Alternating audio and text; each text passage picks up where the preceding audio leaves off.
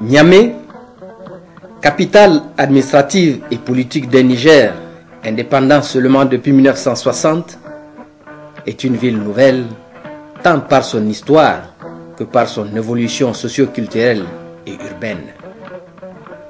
Selon Boubou Hamma, avant la guerre de 1914, Niamey était un village peu important situé en bordure de fleuve. Cela est d'autant vrai qu'avant la pénétration française, on ne trouve aucun fait historique qui y fait cas, mais les informations disponibles attestent de son existence depuis plus de 2 siècles. Mais sa situation géographique, par rapport aux autres principales villes du pays, ne laisse aucun amoureux de l'exotisme indifférent. Une anecdote raconte que la décision d'en faire la capitale en 1926 fut motivée par le goût de l'exotisme de l'épouse du commandant de cercle Brévier.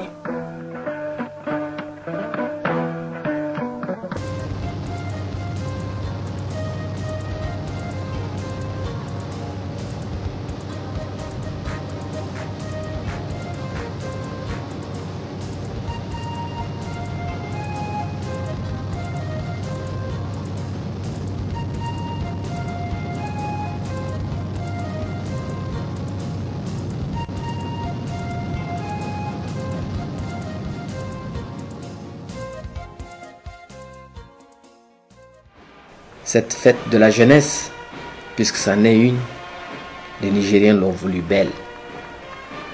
La cérémonie d'ouverture au stade du général Seynou Kounché a donné la preuve du sérieux déployé par les Nigériens pour la réussite de ces Jeux, et comme un hommage à la rigueur qui a caractérisé la vie de l'illustre disparu dont ce lieu porte le nom, l'événement a rempli tous les espoirs.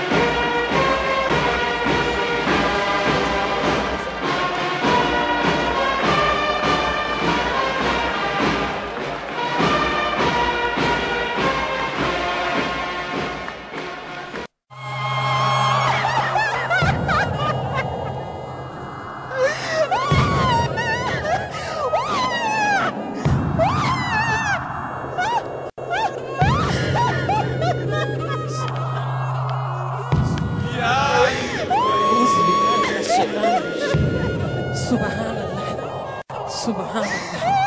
Allahu Akbar. Allahu Akbar. Allahu Akbar. Subhanallah. Allahu Akbar.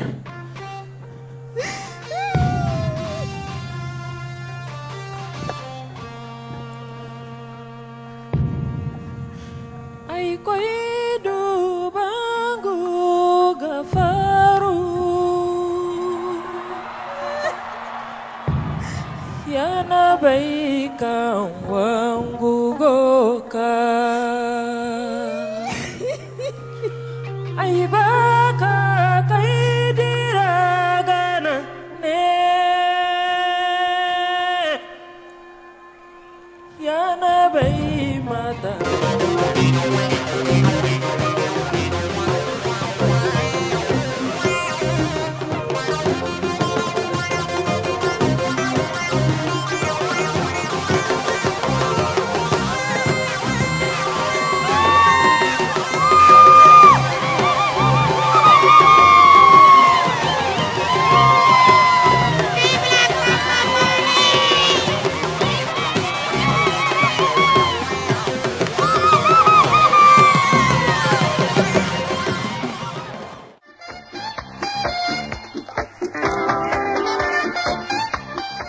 Niamey, ville verte. Niamey, Garine Capitaine Salma, un hommage à un de ses premiers gouverneurs coloniaux, ou Niamey Goro City, comme l'a chanté Manu Dibango. On peut lui coller tous les pseudonymes. Mais ce qui est sûr, c'est que Niamey est une capitale vibrante quand il le faut.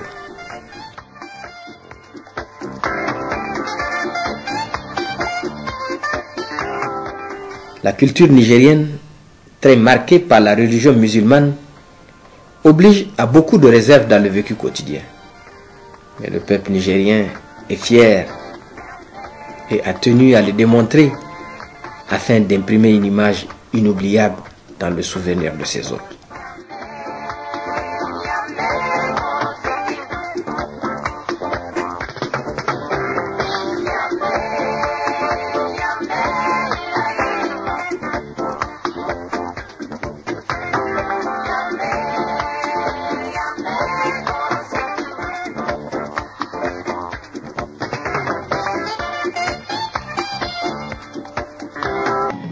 Le Niger, assurément, a voulu montrer à la face du monde que la différence des coutumes, des cultures, peut être le ciment de la stabilité sans laquelle aucun développement n'est possible.